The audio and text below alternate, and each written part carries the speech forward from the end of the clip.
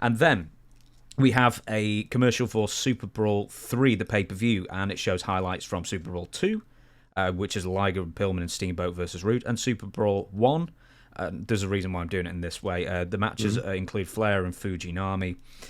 But it actually plays pretty much the entire segment from Super Brawl 1 where Missy Hyatt tries to interview Tom Zenk, who we were just talking about, in the shower, but it's actually Stan Hansen, with tobacco dribbling down his face, and he spanks Missy out the door. And it was just a fun segment. And Missy Hyatt, we haven't talked about on this show. And I really like Missy as a character. I don't think she gets the props, at least in WCW, just being a fun character to sort of have all this craziness wrap around her. Yes. Keep in mind that Missy, having been married to Eddie Gilbert for quite a while, several years, and was in the UWF with Eddie, married to Eddie, when Eddie was doing the whole Hot Stuff International and was essentially doing the booking, even though Bill was considered the booker. He was off working to grow the company. And so she had a front row seat to watching Eddie's wheels turn, and Eddie was incredibly talented when it came to the storytelling and the character development. And, he'd been born and steeped in the business. So she had a front row seat to that. So like when you see the stuff that Missy's doing later, even after they had split up, I'm sure she had picked a lot of that stuff up, and that gave her a big advantage over a lot of the other people that may not get some of those more nuanced cool things. And Missy was played as that, like sort of the dumb blonde thing. And I, knowing Missy, I never saw Missy in that respect. I always knew she was a, intelligent woman, but she also, much like Suzanne Summers, who just passed away on Three's Company, would play this sort of ditzy blonde, airhead that was beautiful on the eyes and played off as being something stupid. Like today, people would take offense at, but yeah, Suzanne Summers, she'd probably give an awful lot of credit to that silly role. And then afterwards comes off and shows, her business acumen with the whole Thigh Master thing, and, kept herself relevant for a whole long time after, that one sitcom. So I think Missy far much in that same vein that she, when she would go and was involved in, say, the announcing, WCW saw her as an announcer, as a woman announcer. But she's also getting to sit in these booking meetings and hearing, all the inner workings and stuff. And I think Missy was smart enough, instead of just going, I have an idea, and blurting it out the table, she would wait till the meeting broke up and say, hey, Bill, let me talk to you for a second, about this one thing or that one thing, and get her 2 cents put into the mix that way. Understood where society was at the time and was capable enough to get her voice heard. Whereas most people would think in wrestling in that time, in that stage of wrestling, the early 90s, nobody would listen to Missy. Missy wouldn't have a voice, right? Because if you listen to the memes today, Missy had to work at it a little bit harder than she would maybe have to do today. But she was smart enough to know that she couldn't just raise her hand at the table, or shouldn't just raise it at the table, because it'd be summarily dismissed. Instead could go directly to, and there's a way that, in this business, and I think a lot of other businesses, where I can drop an idea to you and get you to finally start seeing, like, you think it's your idea, but it's my idea, being put through you. And, I think Missy did an awful lot of that.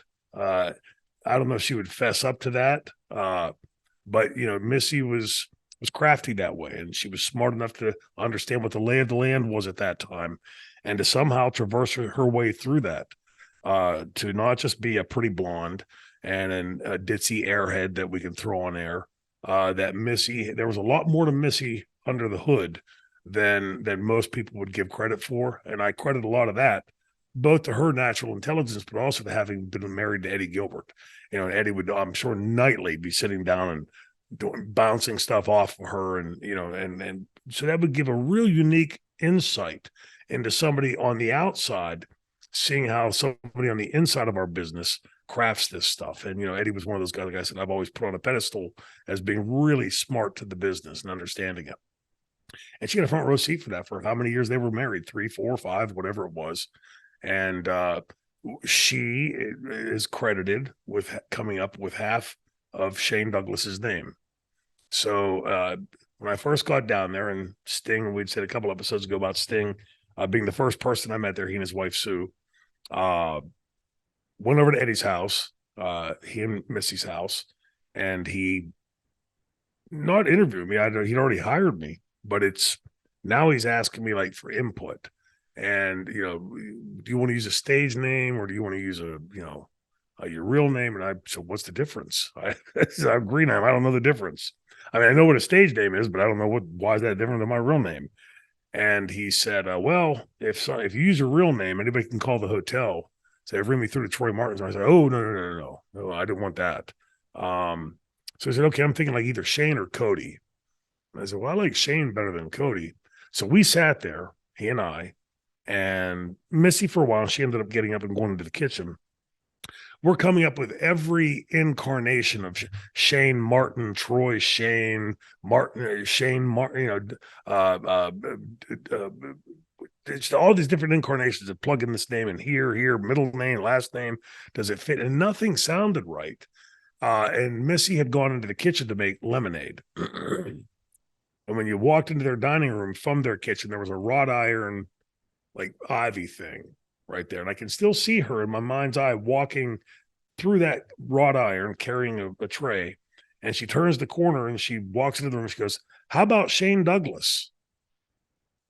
And we both listened, both looked at each other. And I was like, sounds like a real name, Shane Douglas. It flows, and that's where Shane Douglas came from. So when you hear people, she came up with my name, that's partially right. We had tried every kind of incarnation of the name Shane, and nothing sounded right until Shane Douglas, and that's where Shane Douglas was born. And I think a lot of that is based off of Missy's sitting there watching Eddie booking and creating things and coming up with things.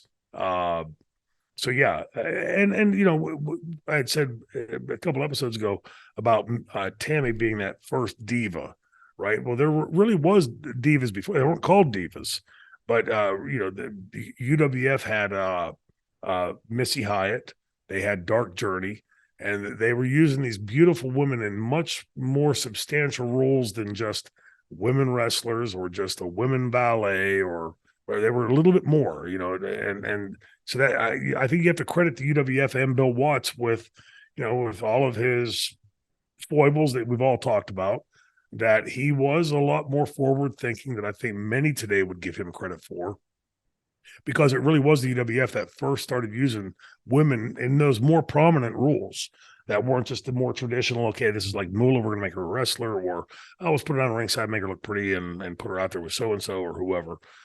They were actually figured in, and Dark Journey was the Missing Links manager, and Missy was seconding Eddie going down to the ring, part of Hot Stuff International, and they were, by those standards in those days, vastly different than what women's wrestling had been prior, and vastly different than what would come later in the form of divas. But I would argue that the platform that divas are built on, in some parts, started with like the Baby Dolls and the Dark Journeys and the Missy Hyatts. That was what gave rise to it.